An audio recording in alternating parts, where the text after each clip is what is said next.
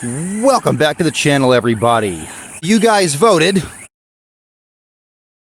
and the UDIRC 1607 Pro is gonna get a kicking at the skate park. Thank you so much for participating in that vote, guys. That was my very first community poll I've ever posted. I just unlocked that feature recently, and I'm still not quite sure how to use it, but I'm going to consider that first post a success. You guys definitely participated, and I really thank you so much. And that car is on the way as we speak, and it's going to be a blast. But in this video, I just realized it's been about 7 months since I purchased the ARRMA Senton 3S BLX here. And I never have actually done a proper damage report on this truck, and it's been a really hard life for this truck so far. It's definitely been through tons and tons of abuse, tons and tons of bashing, lots of speed runs, and just everything you could really put an RC through. And here it is, still going strong. But that doesn't mean that nothing has ever gone wrong.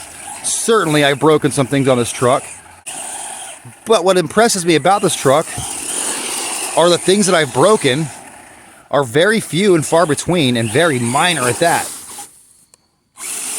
Other than my broken driving ability, which is probably the reason I've broken anything on this truck at all. But let's just go right through the list.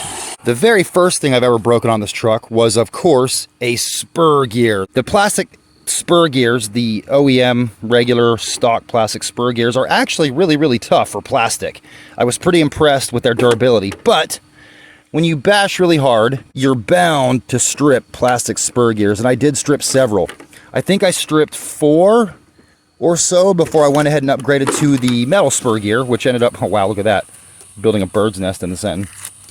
Let's just get some of that out of there. All right, that's not much better, but good enough. So yes, the very first thing I ever broke was a spur gear, followed immediately by the rear input gear, again from heavy bashing. And I often will take out the main drive shaft and run this thing 2-wheel drive just because it's a lot of fun. I think I've broken 2 input gears.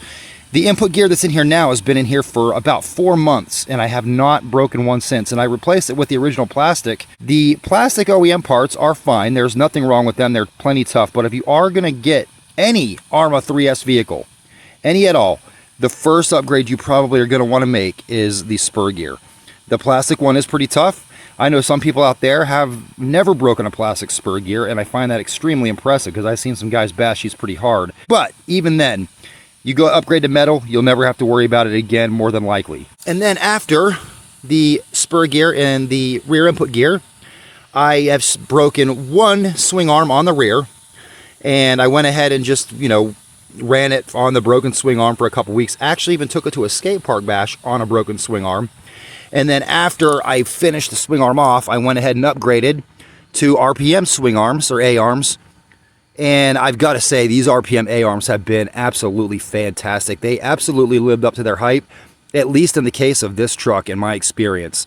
Fantastic. Among the best A-arms I have ever used in an RC car. And then I just recently, well, I think some of you guys probably remember what happened on this side when I broke a front shock and destroyed the front A-arm.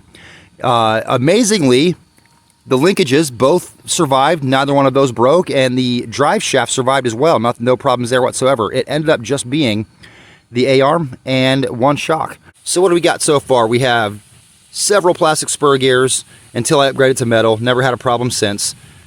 2 rear input gears, 1 A-arm on the rear, 1 A-arm on the front, 1 shock, and there's something else I'm leaving out. What am I forgetting, guys? There was another thing I broke on this truck. Oh yeah, the rear outdrive for the slipper clutch. That was no big deal either. I've never seen an outdrive on a slipper clutch actually break the way this one did. It just basically spun itself to bits. It shredded. And that's another thing. I have stripped a rear differential. I've only had to replace it 1 time. I do have another spare, but I might never need it because these plastic diffs are fantastic in my experience. And of course, you guys have seen the videos this truck has been through.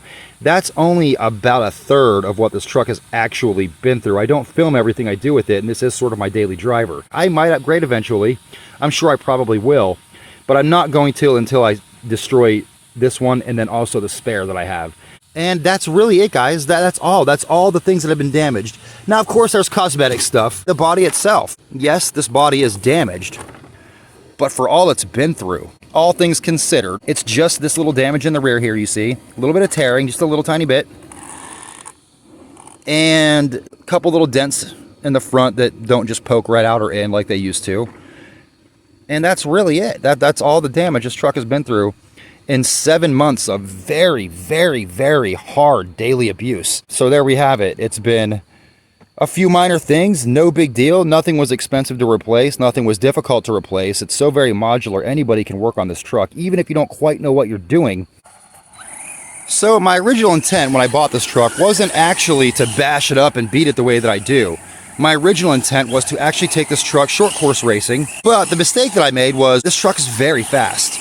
But the problem is, while the ARRMA Senton is probably the fastest out of the box 10 scale short course truck, it's not the best handling out of the box 10 scale short course truck. And so when I bought this truck with the original intent of taking it racing, the way it was put to me by an experienced racer is that yes, if you have a Senton BLX on the starting grid, you are probably going to have the fastest truck on the starting grid, all the way up until turn 1.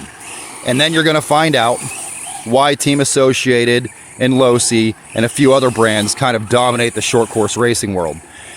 They're not the fastest trucks out of the box or in a straight line, but boy, do they sure handle, and they really handle well.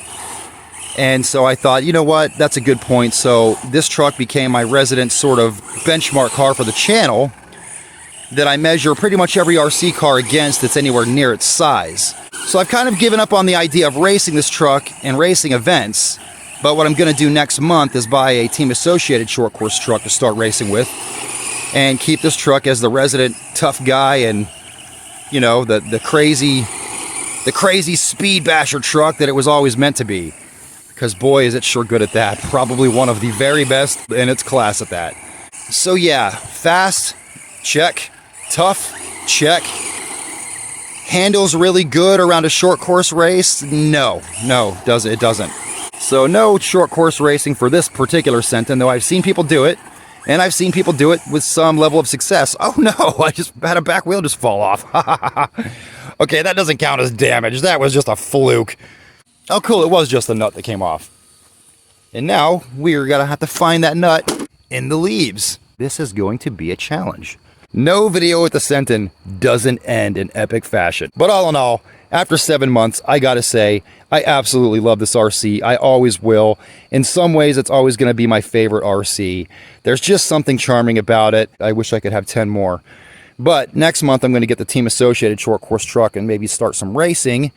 And yeah, see how that goes. Well, guys, that's going to do it for this video. As always, please like, comment, subscribe. Thank you so much for watching. Remember, it's not about miles per hour. It's about smiles per mile. Stay tuned for the UDI-RC 1607 Pro, 1607 Pro.